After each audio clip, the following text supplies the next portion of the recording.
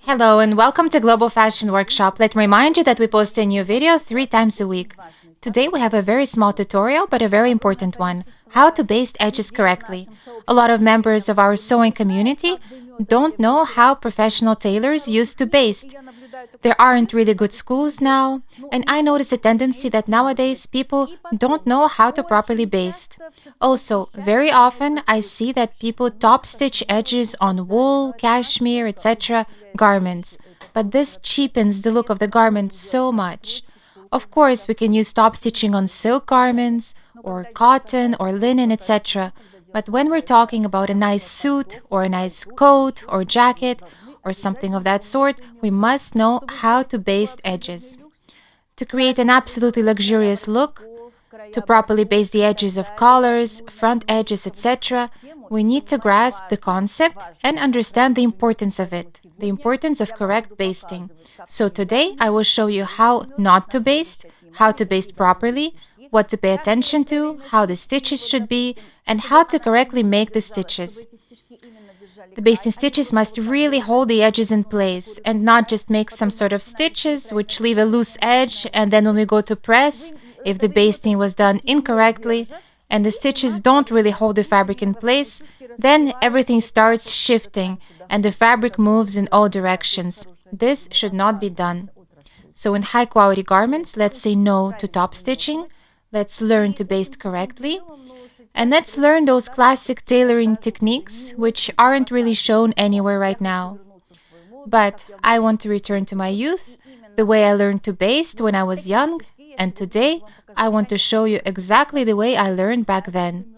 Of course, those who buy our courses know how to baste correctly, but I don't recall showing this technique here on the channel. So let's learn.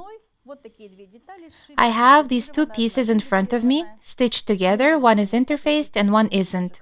We lightly press the seam allowances open, just as we do on front edges, for example. We also press them open, so that when we fold it, it's easier to have the seam right on the edge, you can see here. Then a lot of people start basting with a straight stitch, like this. They just start stitching. I'm showing you just as an example. And of course, this straight stitch doesn't really hold the edge in place. And now when you start pressing with an iron, this side can shift here, this one here. This kind of basting doesn't hold anything. So now I'll show you how to baste correctly. First, the stitches must be about 3 millimeters away from the edge. One stitch and the other a little bit lower. So insert the needle into the fabric at about 7 to 8 millimeters from the edge. At this point, when the needle is inside, you turn it at an angle and come out about 3 millimeters from the edge. Next stitch, again, insert at about 7 to 8 millimeters from the edge. Take a slanted stitch like this from the bottom and come out about 3 millimeters from the edge. Next stitch again. See here the thread came out at 3 millimeters from the edge. Next one we insert at 7 millimeters from the edge. And again, turn it at an angle and come out about 3 millimeters short of the edge. And see how these correct stitches hold the fabric completely differently. Then you will be pressing it, steaming it, make a pick stitch or top stitch, it doesn't matter. What matters is that right now you know how to correctly baste the edge. Look what a beautiful stitch comes out, and look how differently the layers are held here compared to here. This kind of basting really holds the edge and will prevent it from distorting during pressing. Next stitch. Well, the stitch length should be under 1 centimeter. 1 would be too much, so take less. About 7 millimeters from the edge, the needle on the bottom goes at an angle to the edge, and at about 3 millimeters you come out. I'm very proud of myself because I can baste so beautifully, and I'm sharing my experience with you with complete pleasure. This technique can be used on whatever needs to be basted. It could be a collar stand, a collar, a cuff, or on any fabric, even cotton cuffs or cotton collar, silk collar. If you baste the front edge or placket, it doesn't matter. We're talking about all the sewing steps whenever this kind of basting is needed. So let's move on. Remember everything. See, here is our thread. We insert the needle lower and take an angle underneath towards the edge.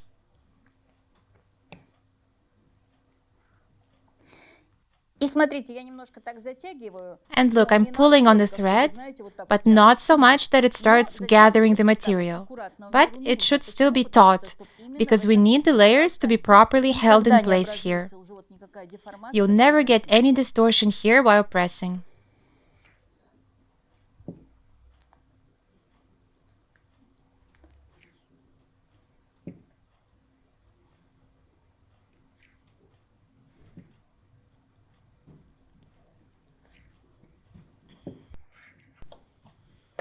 When you learn to baste like this, you'll start getting pleasure from this whole process. You can't baste farther from the edge, going like this somewhere. This way, you haven't secured this edge here.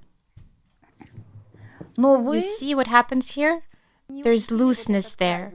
If you baste this way, when you press, here it can go this way, here that way. So this way you won't be able to make a beautiful edge. So don't baste far from the edge like this. Baste this way. I'll be finishing it now. I'm hoping I told you everything. When I was learning this years ago, I was taught to make a roll of the seam. And we used to roll the edge and baste it, and it was also giving a very nice quality edge. So especially if you roll the seam, it's very important how you baste it. But in modern techniques, it's very rare that we make a roll of the seam. Most of our garments have a straight edge like this one. So now when we sew expensive garments, we practically never do the roll. It's a bit outdated. But those who still use that technique, it's great. And this basting method is perfect for helping to keep the edge the way you rolled it with your fingers.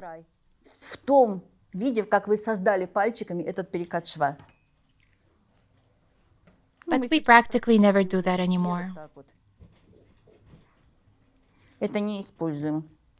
Today we had a very important lesson, and please, I hope no one will think, oh, Irina is showing some useless stuff, she could have shown something better. No, no, no, for me it's very important how to baste, how to make an invisible hem. See, I showed you how not to do it, how to do it, how not to do it, and how to do it. Watch, learn, and practice. Practice on samples, and I'm sure that when you learn to baste this way, you will be getting pleasure from your work. Because this is great. You hold the garment in your hands and you feel that this is a secure edge. So on this note, I'm saying goodbye. I'm wishing you success in all your creative endeavors because it's very important. We can't do without success. We always need some wins. Click like, share our videos on social media, subscribe to our channel, and learn to baste correctly. All the best from myself, Irina Paukshte, and our entire team.